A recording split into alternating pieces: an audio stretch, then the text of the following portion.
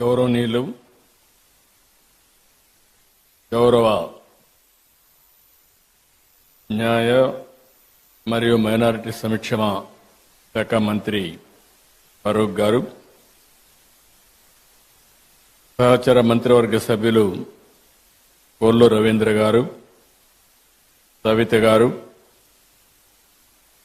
గౌరవనీయులు reverend bishop Jayarao గారు, గౌరవనీయులు శ్రీ రెవరెండ్ సజ్జా రత్నకుమార్ గారు, Shri reverend U Joseph Ratnakar గారు, రెవరెండ్ కె రవికుమార్ గారు, రెవరెండ్ సిహెచ్ బుజ్జిబాబు గారు, రెవరెండ్ విజయ్ కుమార్ కొడాలి గారు,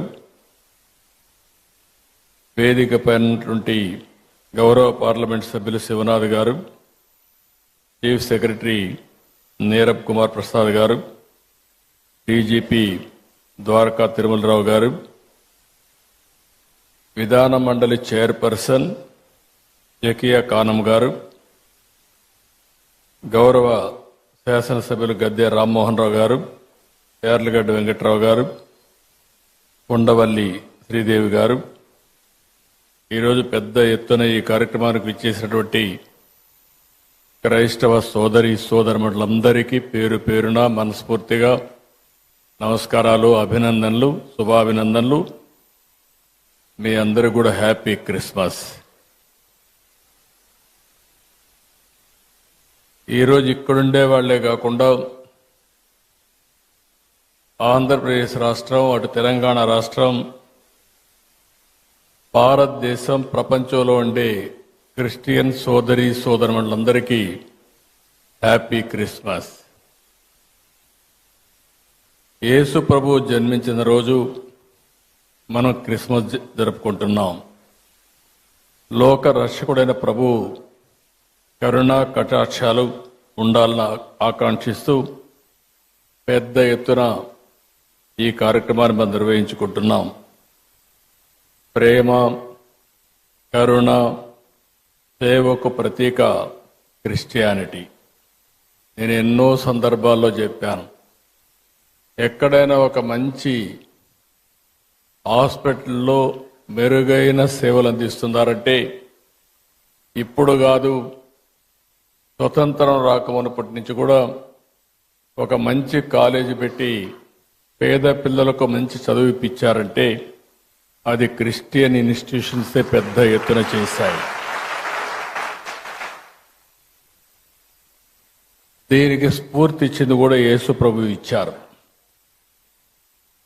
పశువుల పాకలో పుట్టి గొర్రెల కాపరిగా పెరిగి నిరాడంబర చాటుకున్న ప్రజారక్షకుడు యేసు.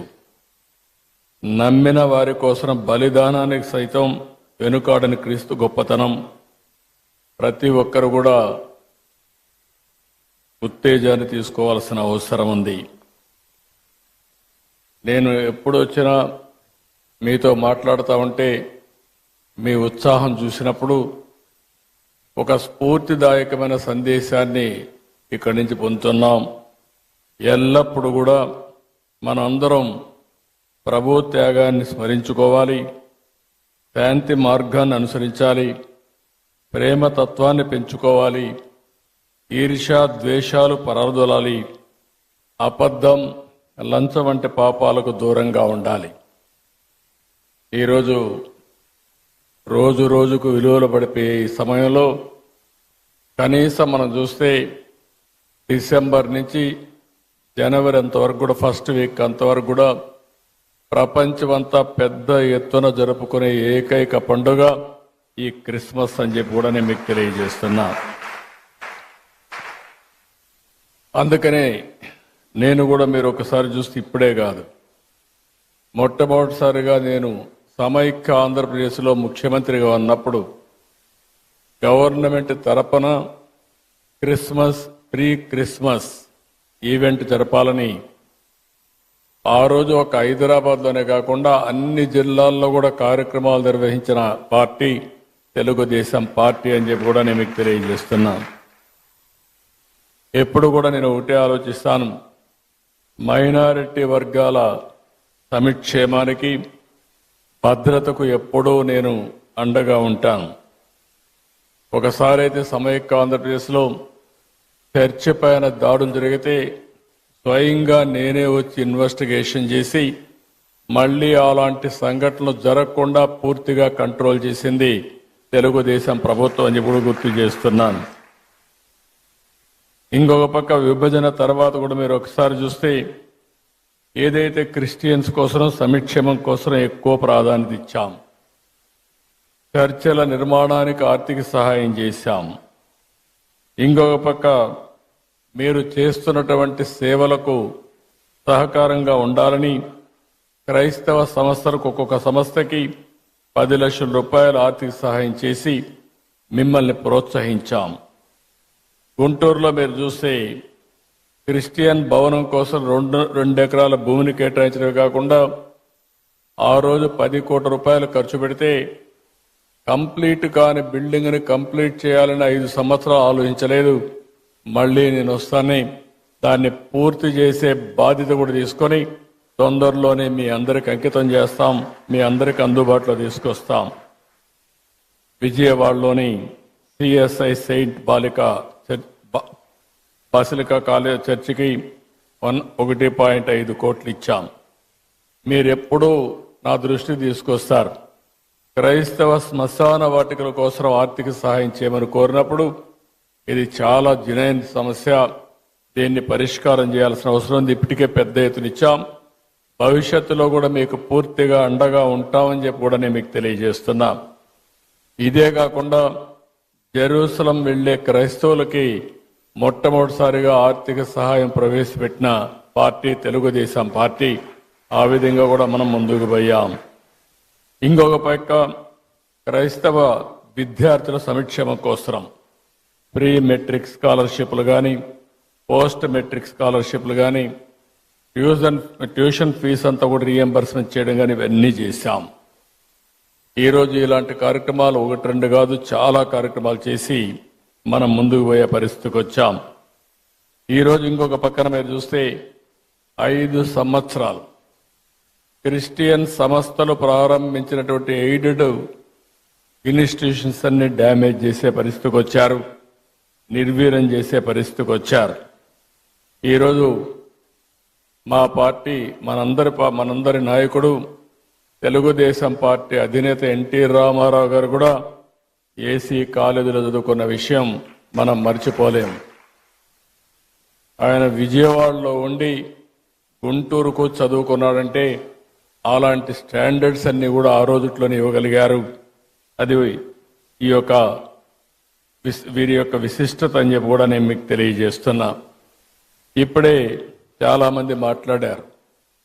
గడచిన 5 సంవత్సరాలుగా రాష్ట్రంలో మనం చూస్తే ఇది సందర్భం కాకపోయినా చెడును ఒకసారి ఆలోచించుకుని మళ్ళీ చెడును జరగకుండా అందరికీ న్యాయం చేసే విధంగా ఈ ఎన్డీఏ ప్రభుత్వం, తెలుగుదేశం ప్రభుత్వం ముందుకు పోతామని మీ అందరికీ హామీ ఇస్తున్నా.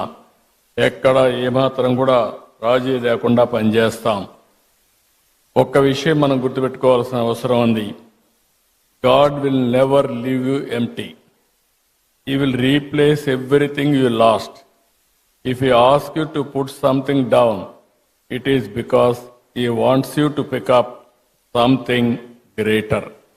అది మనం చూసినప్పుడు ఇది తప్పకుండా జరుగుతుంది. పేదల పట్ల, ధర్మాన్ని నమ్మిన వారి పట్ల దేవుడు ఎల్లప్పుడూ అండగా ఉంటాడు. మా ప్రభుత్వం ఒకటే చెప్తున్నాం, క్రిస్టియన్స్కి పూర్తిగా అండగా ఉంటామని మనస్ఫూర్తిగా మీ అందరికీ భరోసా ఇస్తున్నాను. ఇప్పటికీ సంక్షేమ కార్యక్రమాల్లో ఏ విధంగా చేయాలనో ఇంత మునిపే పెద్దలందరూ మాట్లాడారు. ఆర్థిక సమస్యలు ఉన్నాయి, లెగసీ ప్రాబ్లమ్స్ వెంటాడుతున్నాయి. నేను 4వసారి ముఖ్యమంత్రి. 3 సార్లు నాకు ఎప్పుడు ఇంత కష్టం అనిపించలేదు. ఇప్పుడు నాకే అర్థం కావడం, ఎంత తొవ్వితే అంత బాధలన్నీ బయట వస్తున్నాయి. ఒక పక్క మనసు ఉంది, దూసుకుపోవాలనే మనస్తత్వం ఉంది. ఇంకొక పక్కన చూస్తే వెసులుబాటు లేని పరిస్థితి. ఓసారి చిన్న చిన్న కష్టాలు వచ్చినప్పుడు 4-5 సార్లు కూర్చుంటే సమస్యకు పరిష్కారం దొరుకుతుందేమో కానీ ఈ 6 నెలల నుంచి నేను రాత్రింబగళ్ళు ఆలోచిస్తున్నా. మళ్ళీ పూర్వ వైభవం తీసుకొచ్చే వరకు వదిలిపెట్టనని చెప్పి కూడా మీ అందరికి హామీ ఇస్తున్నా. అందరికీ న్యాయం చేసేది నా విధానం. నన్ను చూశారు. ఏ ఒక్కరికి కూడా నేను ముఖ్యమంత్రిగా ఉన్నప్పుడు కానీ తెలుగుదేశం పార్టీ అధికారంలో ఉన్నప్పుడు జరగలేదు. మొన్నే మీరు చూస్తే పాస్టర్స్కి ఫాదర్స్కి ఆ రోజు పెట్టిన ఆందోళన మా వాళ్ళు ఎన్ని కష్టాలు ఉన్నాయన్నా కాదు, ఈ క్రిస్మస్ సందర్భంగా దాన్ని క్లియర్ చేయాలని నేనే సంతకం పెట్టి క్లియర్ చేశానని చెప్పి కూడా నేను మీకు తెలియజేస్తున్నా. అదే మరిగా క్రిస్టియన్ మిషనరీస్ కోసం ప్రాపర్టీస్ డెవలప్మెంట్ బోర్డు ఏర్పాటు చేయాలి అని కూడా కొన్ని వచ్చాయి. చర్చల నిర్మాణానికి అదే మరి రీకన్స్ట్రక్షన్కి ఆర్థిక సహాయం, ఇలాంటివన్నీ కూడా చాలా ఇష్యూస్ ఉన్నాయి. ఈరోజు నేను ఎప్పుడు కూడా పేదల పక్షపాతిగా ఉంటానని మరొక్కసారి మీ అందరికీ హామీ ఇస్తున్నా.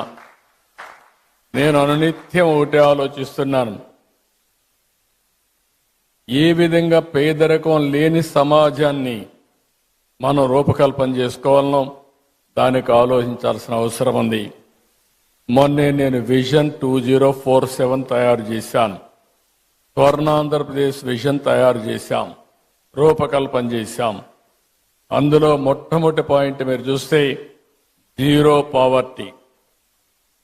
ఇంతవరకు అందరం చెప్పారు మేము పేదరిక నిర్మూలన చేస్తామని చెప్పారు, కానీ నేను పెట్టింది ఆర్థిక అసమానతలు తగ్గించే విధంగా మొట్టమొదటిసారిగా పేదల్ని పూర్తిగా ఆర్థికంగా పైకి తీసుకొచ్చే వరకు ఈ ప్రభుత్వం అండగా ఉంటామని చెప్పి మరొక్కసారి తెలియజేస్తున్నా.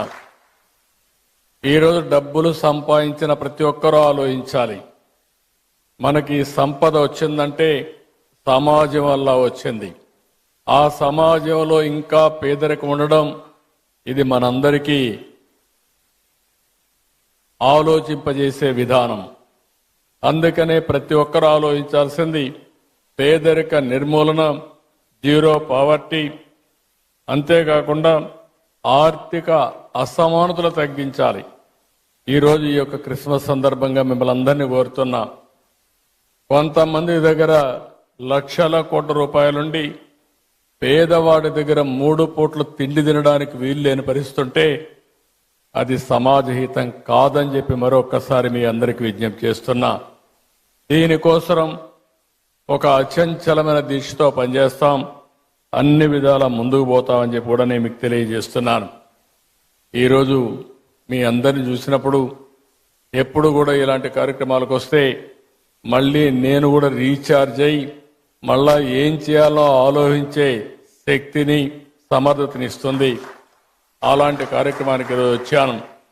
మీ అందరితో కలిసి ఈరోజు ప్రీ క్రిస్మస్ చేసుకోవడం చాలా ఆనందదాయకం. నేను ఈ నెలంతా కూడా మనందరం ఒక విషయం చూస్తే ఓసారి కొన్ని పండుగలు ఒకరోజు చేస్తాం, కానీ డిసెంబర్ 15 నుంచి స్టార్ట్ అయ్యి డిసెంబర్ నుంచే స్టార్ట్ అయ్యి జనవరి 15 వరకు మళ్ళీ ఒక నెలంతా కూడా పండుగలు చేసుకునే ఏకైక పండుగ క్రిస్మస్ అని చెప్పి కూడా నేను మీకు తెలియజేస్తున్నా. ఈ క్రిస్మస్ సందర్భంలో మళ్ళీ మనం ఒకసారి చూస్తే అనేకమైన స్ఫూర్తిదాయకమైనటువంటి ఆలోచనలు చేస్తాం. ప్రతి ఒక్కరూ ఏ విధంగా ఉండాలి, యేసు ప్రభువుని ఏ విధంగా ఆదర్శంగా తీసుకోవాలి, ఏ విధంగా ఆయన స్ఫూర్తిని సమాజ హితం కోసం ముందు తీసుకుపోవాలనో ఆలోచించే సమయం. ఈ సమయంలో నేను ఒకటే మీకు హామీ ఇస్తున్నా, ఈ ప్రభుత్వం మీకు అండగా ఉంటుంది. వ్యక్తిగతంగా నేను మీకు అండగా ఉంటా. మీ సమస్యలను పరిష్కారం చేసి ఎక్కడ పేదరికం ఉంటే అక్కడ మేము ఉండి అన్ని విధాలా మిమ్మల్ని ఆదుకుంటామని చెప్పి మరొక్కసారి తెలియజేసుకుంటూ అందరికి కూడా హ్యాపీ క్రిస్మస్, మేరీ క్రిస్మస్. చాలా ఇలాంటి ఎప్పుడు కూడా ఇదే విధంగా అందరం ఆనందంగా ఉండాలని